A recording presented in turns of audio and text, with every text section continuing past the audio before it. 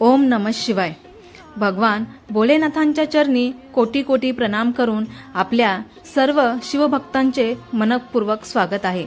आज आपण ऐकणार आहोत महाशिवरात्रीची सविस्तर पौराणिक अद्भुत आणि पुण्यदायी कथा। चला तर मग व्हिडिओला सुरुवात करूया। महाशिवरात्री हा एक हिंदू सण आहे जो दरवर्षी फेब्रुवारी ते मार्च दरम्यान श्री शिवांच्या सन्मानार्थ साजरा केला जातो। हिंदू दिनदर्शिकेनुसार हा सण फाल्गुन महिन्याच्या पूर्वार्धाच्या 14व्या दिवशी साजरा केला जातो। हा सण श्री शिव आणि श्री पार्वतीच्या लग्नाचे स्मरण करतो आणि या प्रसंगी शिव त्याचे दैवी तांडव नृत्य करतात। हा हिंदू धर्मातील एक महत्त्वाचा सण आहे जो जीवनात आणि जगामध्ये अंधार आणि अज्ञानावर मात करण्याचे स्मरण आहे।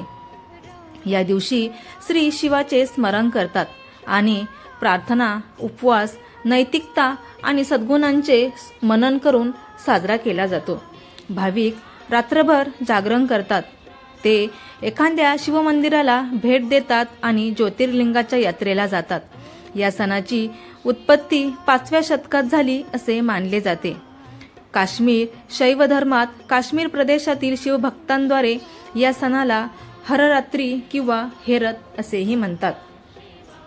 संस्कृत पुराण साहित्यापैकी अग्निपुराण, शिवपुराण, पद्यपुराण या ग्रंथांमध्ये महाशिवरात्री व्रताचे महत्त्व सांगितले आहे। या दिवशी बेलाची पाने वाहून शिवाची पूजा करावी असे या व्रताचे स्वरूप आहे। महाशिवरात्रीला भगवान शंकराने तांडव नृत्य केले अशी एक आख्यायिका प्रचलित आहे। महाशिवरात्रीला शिवलिंगाची विशेष पूजा होते। पंचगव्य म्हणजेच गायीचे दूध, तूप, शेण, गोमूत्र आणि दही लावून शिवलिंगाला अभिषेक करतात। त्यानंतर दूध, दही, तूप, मध आणि साखर या पंचामृताने शिवलिंगावर लेप देतात। त्यानंतर धोत्रा आणि बेलाची पाने तसेच पांढरी फुले वाहून पूजा करतात। शिवलिंगावर चक्का थापण्याची ही प्रथा महाराष्ट्रात आहे। उपवास महाशिवरात्रीच्या निमित्ताने भाविक उपवास करतात। काही भक्त दूध आणि फळे असाही आहार घेतात। प्रसादासाठी विविध प्रकारचे पदार्थ तयार करून ते शंकराला अर्पण केले जातात। खीर, पंचामृत, दूध आणि दुधापासून केलेले पदार्थ नैवेद्यासाठी तयार केले जातात। शिवरात्रीच्या रात्री काही प्रांतात भाविक दुधामध्ये भांग मिसळून त्याचे सेवन करतात। दुधामध्ये सुकामेवा वाटून घालतात आणि ते मसाला दूध पिण्याची पद्धतही प्रचलित आहे। याला थंडाई असेही म्हटले जाते। महाशिवरात्री पूजेसाठी आवश्यक अशी सामग्री दुकानांमध्ये भाविकांसाठी उपलब्ध करून दिली जाते। भस्म, रुद्राक्ष, रुद्राक्षमाला, त्रिशूल, शंकराच्या मूर्ती, शिवलिंगे, डमरू अशा विविध गोष्टी विक्रीसाठी उपलब्ध असतात। बेलाची पाने, पांढरी फुले, हार यांचीही विक्री या दिवशी केली जाते।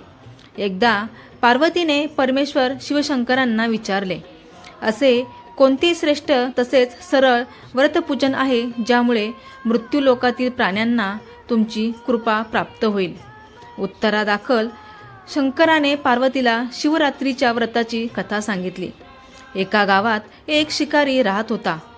मुक्या जनावरांची हत्या करून तो आपल्या कुटुंबाचे पालनपोषण करीत असे। तो सावकाराचा कर्जदार होता। त्याने त्याचे कर्ज वेळेवर चुकवले नव्हते। त्यामुळे संतापून सावकाराने शिकारीला शिवमठात कैदी बनविले। योगायोगाने त्याच दिवशी शिवरात्र होती। शिकारी ध्यानमग्न होऊन शिवासंबंधित धार्मिक गोष्टी ऐकत राहिला। चतुर्दशीला त्याने शिवरात्रीची कथाही ऐकली।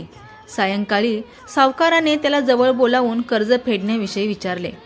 शिकारी दुसऱ्या दिवशी सर्व कर्ज फेडेन असे वचन देऊन कैदेतून सुटला। आपल्या दिनचर्येप्रमाणे तो जंगलात शिकारीसाठी निघाला। पण दिवसभर कैदेत राहिल्यामुळे तो तहान भुकेने व्याकुळ झाला होता। शिकार करण्यासाठी तो तलावाकाठच्या बेलपत्राच्या झाडावर मचाण बांधू लागला।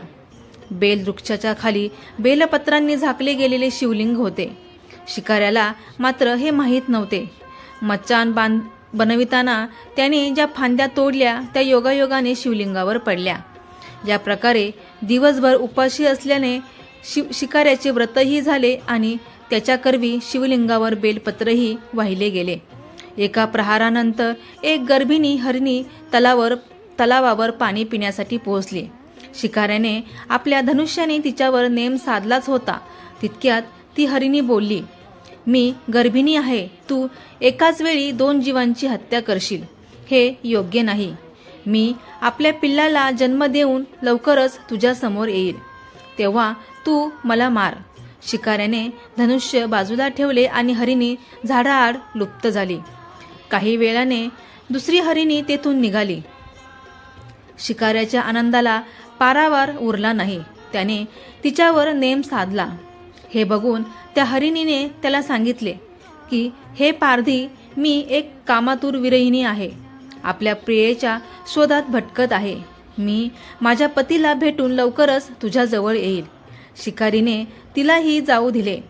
2दा शिकार हातातून गेल्यामुळे तो चिंतित झाला. तेवढ्यात एक हरिणी आपल्या पिल्लासोबत तेथून निघाली. शिकाऱ्याला जणू सुवर्ण संधीच मिळाली. त्याने धनुष्याला बाण लावला आणि बाण सोडणार तेवढ्यात ती हरिणी बोलली, हे पारधी, मी माझ्या पिल्लाला त्याच्या वडिलांकडे सोडून लगेच येते. यावेळी तू मला मारू नकोस. शिकारी हसला आणि म्हणाला, समोर आलेली शिकार सोडून द्यायला मी काही मूर्ख नाही. याआधी मी 2दा शिकार गमावली आहे. माझी मुले तहान भुकेने व्याकुळ झाले असतील. उत्तरादाखल हरिणी बोलली, जशी तुला आपल्या मुलांची काळजी वाटते आहे तशीच मलाही वाटत आहे. त्यामुळे मी फक्त काही काळ तुझ्याकडून जीवनदान मागत आहे. माझ्यावर विश्वास ठेव. मी लगेच परत येईल. हरिणीचा तो व्याकुळ स्वर ऐकून शिकाऱ्याला तिची दया आली. त्याने तिलाही जाऊ दिले. शिकार न मिळाल्यामुळे तो बेलाच्या झाडावर बसून बेलपत्र तोडत खाली फेकत होता. काही वेळाने एक धष्टपुष्ट मृग त्या रस्त्यावरून जात होता. आता या मृगाची नक्कीच शिकार करावी असा विचार त्याने केला. पण त्याच्यावर नेम धरला असता मृग दिनवाण्या स्वरात म्हणाला, हे पारधी, जर तू माझ्या आधी 3 हरिणींना मारले असेल तर मला मारण्यातही वेळ करू नकोस. म्हणजे त्यांच्या वियोगात मला एकही क्षणाचे दुःख सहन करावे लागणार नाही.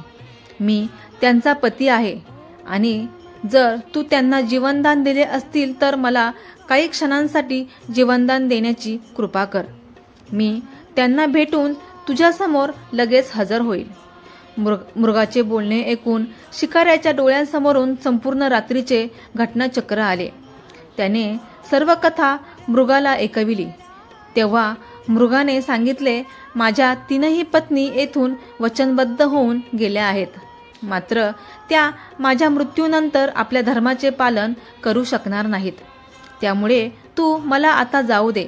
मी त्यांच्या समवेत तुझ्यासमोर हजर होतो.